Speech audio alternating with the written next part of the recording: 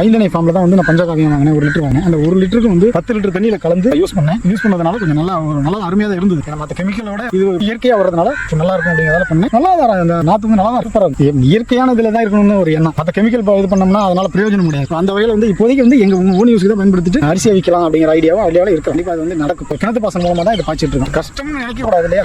கஷ்டம்னு நினைச்சா அப்புறம் நம்ம நெல்லை எப்படி இது பண்றது? இது வந்து இப்போ நான் எங்க அப்பா அம்மா தான் இது பார்த்துட்டாங்க. மீதி நடுறதுக்கு மட்டும் ஆட்களை வச்சு நட்டுக்கிட்டோம். கூலி ஆளுங்களை வச்சு நட்டோம்.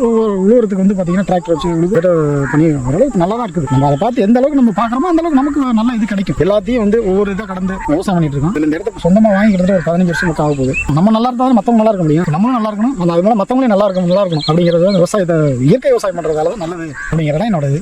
ஏன்னா செயற்கையாக பண்ணிட்டு மண்ணுக்கு கெட்டு போயிரு. இது அப்படி கிடையாது. நம்ம இருக்கிற இயற்கையாக கிடைக்கிற பொருளை வச்சு யூஸ் பண்ணி பஞ்சகாவியம் ஜீவாமிர்தம் எல்லாம் என்ன நம்மளால முடிஞ்ச தயார் பண்ணலாம். இல்லைன்னா 5 மாதிரி உங்ககிட்ட வாங்கி கொஞ்சம் பண்ணி இன்னும் கொஞ்சம் நல்லா பண்ணணும் அப்படிங்கிறத.